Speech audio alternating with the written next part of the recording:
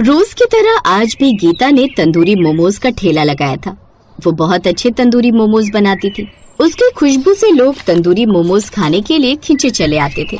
आज भी तंदूरी मोमोज की खुशबू सूंघकर दो लड़के आए और बोले, दीदी आपके तंदूरी मोमोज की खुशबू तो दूर दूर तक फैलती है। जो ना खाना चाहे वो भी खिंचा चला आता है। जरा मुझे भी एक प्लेट तंदूरी मोमोज लगा दो। हाँ हाँ भैया, क्यों नहीं, मैं अभी आपके लिए तंदूरी मोमोज लगा देती हूँ। ये कहकर गीता ने दोनों के लिए तंदूरी मोमोज लगा दिए। लड़कों ने तंदूरी मोमोज खाया और गीता की बहुत तारीफ की। दूसरा लड़का बोला, आपके हाथों के बनाए हुए तंदूरी मोमोज का कोई जवाब नहीं है। इतने स्वादिष्ट तंदूरी मोमोज तो मैंने कहीं खाया ही नहीं। वैसे दीदी आपने इतने स्वादिष्ट तंदूरी मोमोज बनाना कहाँ से सीखा? भैया मेरी माँ बहुत अच्छे से तंदूरी मोमोज बनाती थी, बस मैंने उन्हीं से बनाना सीखा था। लेकिन अब वो इस दुनिया में नहीं रही। ये तो बहुत बुरा हुआ दीदी। अच्छा दीदी अब हम चलते हैं, फिर आएंगे आपके तंदूरी मोमोज खाने। ऐसा कहकर वो लड़के चले जाते हैं। ऐसे समय बीत रहा था और गीता का तंदूरी मोमोज का ठेला बहुत अच्छा चल रहा था। एक दिन शहर से गंगा नाम का एक लड़का उस गांव में घूमने आया। गंगा ने देखा कि गीता के तंदूरी मोमोज बहुत अच्छे बिक रहे हैं। ये देखकर गंगा ने सोचा, अरे वाह, इस लड़की के तंदूरी मोमोज के ठेले पर कितनी भीड़ है और पूरे बाजार में केवल एक ही तंदूरी मोमोज का ठेला है। शहर में तो मोमोज बेचकर मुझे कुछ अच्छा फायदा होता नहीं है।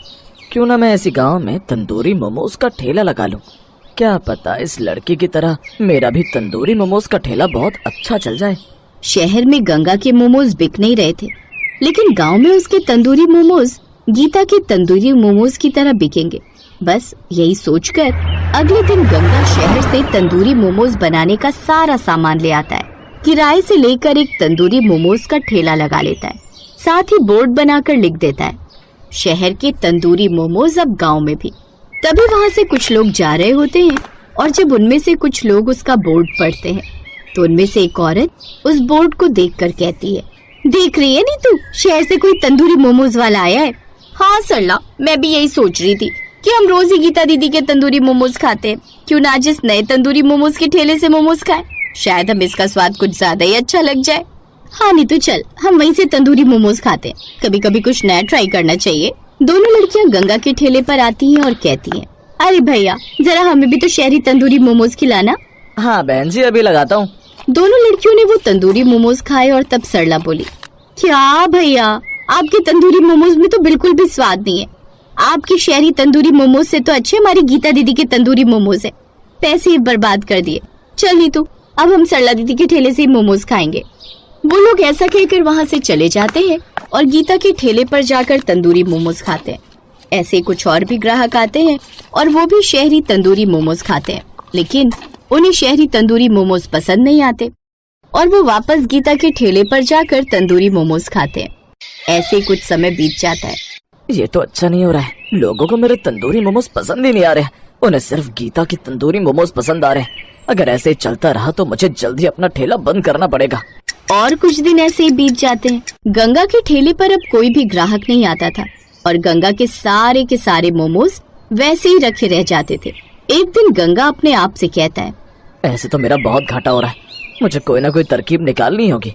उसके बाद गंगा गीता के ठेले पर जाता है और कहता है, गीता दीदी आप तो देख रही हैं ना कि आपके तंदूरी मोमोज के ठेले के आगे मेरा ठेला बिल्कुल भी नहीं चल रहा है। हाँ भैया देख तो रही हूँ, लेकिन इसमें मेरी भी कोई गलती नहीं है। हाँ दीदी मैं जानता हूँ, लेकिन मैं सोच रहा था कि आपका ठेला इतना अच्छा चलता है और आपके पास कोई भी काम वाली नहीं है।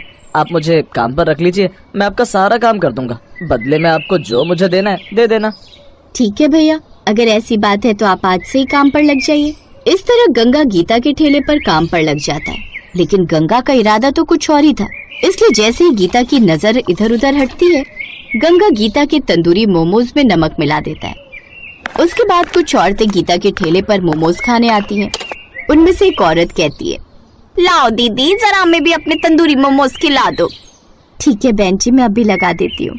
अब गीता उनके लिए तंदूरी मोमोज लगा देती है, लेकिन जैसे ही वो औरतें मोमोज खाती हैं तो तुरंत ही थूक देती हैं और कहती हैं, ये क्या गीता बहन, आपने मोमोज में इतना सारा नमक डाला है। भला इतने नमक मोमोज में कौन डालता है? हमारे तो सारे पैसे बर्बाद हो गए।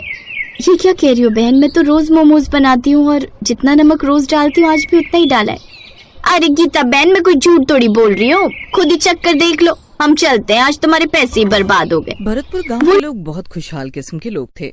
उनके गांव में ज्यादा दुकानें तो नहीं थी, लेकिन वो घर पर ही अलग अलग चीजें बनाकर खुश रह लिया करते थे। लेकिन कुछ ही दिनों में गांव में मूंग दाल की खेती बढ़ने लगी, जिसको देख लोग उत्साहित हो गए। जहाँ देख रही हूँ पूरे गांव में मूंग दाल ही नजर आ रहा है। अब इतनी मूंग दाल का हम क्या करें? कितनी दाल खाएं? दाल खा खा कर तो दिमाग खराब हो गया है। समझ ही नहीं आ रहा, ना फेंक ही सकते हैं और ना ही कुछ खरीद सकते हैं। हाँ, इस मूंग दाल को तो खा खा कर दिमाग खराब हो गया है। जिसके यहाँ भी जाओ बस मूंग दाल ही बनती है, कहीं कुछ और मिल ही नहीं पा रहा। सब के सब मूंग दाल की खेती से बहुत ज्यादा परेशान हो गए थे। शुरुआत में तो उन्हें बहुत अच्छा लगा था, लेकिन धीरे धीरे सबका मन भरने लगा। आखिर रोज रोज कौन मूंग दाल और दाल चावल खा सकता था। लेकिन एक दिन गांव में रहने वाला भोला अपने घर के बाहर बैठा कुछ बना रहा था। अरे वाह, ये चीज बनाई है मैंने। इसको खाकर तो कोई भी मूंग दाल का दीवाना फिर से हो जाएगा। अच्छा, क्या बात कर रहा है? इसका क्या बना दिया तूने मूंग दाल का, जो इतना खुश हुए जा रहा है? अरे हमने भी तो बता। अरे बावड़े, खाकर तो देख। इसका नाम के रखूं? ये रखूं? हाँ, इसका नाम रखता हूँ। देखने में यो चीले जैसा लगे है, तो आज से इसका नाम मूंग दाल का चीला। भूखन ने जब भोला का बनाया हुआ चीला खाया तो दंग रह गया। उसने सोचा, इतना अच्छा चीला, जो तो खाने में भी बहुत स्वादिष्ट है और सेहत के लिए भी अच्छा है। अब ये बात गांव में फैल गई। सबको पता चल गया चीला, वो भी मूंग दाल का। धीरे धीरे भोला गांव में प्रसिद्ध होने लगा। सब उसको मूंग दाल का मस्त चीला बनाने वालों से जानने लगे थे। हमारे हाथ का चीला खाओगे तो फिर वापस आओगे। इतना अच्छा चीला बनाऊं, कोई दिन भर खा सके है। खाकर देखो, फिर कहना। भोला की बात तो सही थी। भोला सच में इतना अच्छा चीला बनाता था कि सब उसके चीला के दीवाने हो चुके थे। लेकिन उन्हीं के गांव में एक लड़का रहता था जिसका नाम था प्रीतम। प्रीतम को भोला की ये प्रसिद्धि अच्छी नहीं लग रही थी। प्रीतम ने एक दिन देखा कि भोला चीला बनाता कैसे है। उसके अगले ही दिन प्रीतम ने भोला की जान ले ली। भोला मर तो गया, लेकिन उसके दिमाग में प्रीतम की तस्वीर बन गई। मैंने इस प्रीतम का के बिगाड़या था, जो इसने हमारी जान ले ली। अब मेरे चीले से यो प्रसिद्ध होना चाहता है। मैं भी देखता हूँ इसका चिल्ला खाकर कौन जिंदा रहता है। प्रीतम अब भोला की जगह चीला बनाने तो लगा था, लेकिन उसका चीला किसी को पसंद ही नहीं आता था। उल्टा उस चीले को जो भी खाता उसकी तबीयत दिन पर दिन खराब होती जाती। भैया, भोला को तो पता नहीं किसने मार दिया। आपके चीले से तो बीमार हो जा रहे हैं हम।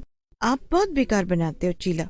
भूतिया भोला को शिल्पा की बात सुनकर सुकून मिला। एक दिन एक लड़की प्रीतम का चीला खाने बैठी ही थी। दीपा दीदी, तुम्हें भी मेरी याद नहीं आई? ये चीला सबसे पहले मैंने आपको खिलाया था, और मेरे से अच्छा ये चीला बना भी ना सकता कोई। मुझे तो प्रीतम का चीला भी अच्छा ही लगता है। भूतिया भोला को ये बात सुनकर गुस्सा आ गया, और गुस्सा आने पर भूतिया भोला ने दीपा का गला दबाकर उसको मार डाला। ऐसे ही भूतिया भोला संजू और विकी को भी जान से मार चुका था। अब जो भी चीला खाता सब मर जाते। भूतिया भोला गांव में ही भटकता रहता। ऐसे ही एक दिन शंभुनाथ अपने घर में चीला बना रहे थे। उनको एक फोन आया। फोन शहर से उसके भतीजे हेमंत का था। भूतिया भोला वहीं उनके घर पर बैठ गया और सुनने लगा। चाचा जी प्रणाम, हमारे यहाँ आप आ रहे हैं ना? आपके आने की सारी तैयारियां हो चुकी हैं। बच्चे पूनम सब बहुत खुश हैं। हाँ हाँ बेटा, हम लोग बुढ़ा हो और हम ना आए, मैं जरूर आऊंगा। मुझे भी देखना है शहर कैसा होता है। शंभुनाथ एक हलवाई थे। हलवाई होने के नाते वो इधर उधर अक्सर जाते ही रहते थे। अब उन्हें हेमंत के घर जाना था, क्योंकि हेमंत के बेटे का जन्मदिन आने वाला था। शंभुनाथ ने आज से पहले कभी मूंग दाल का चीला नहीं बनाया था। जैसे ही वो चीला लेकर बैठे, सामने भूतिया भोला आकर, अरे तुम कौन हो और मेरे घर में कहाँ से चले आए? अरे तुमसे ही पूछ रहा हूँ, कौन हो तुम और यहाँ क्यों चले आए? ये जो आप खा रहे हो ना, इस गांव में सबसे पहले मैं ही लेकर आया था और इसको जो खाता है ना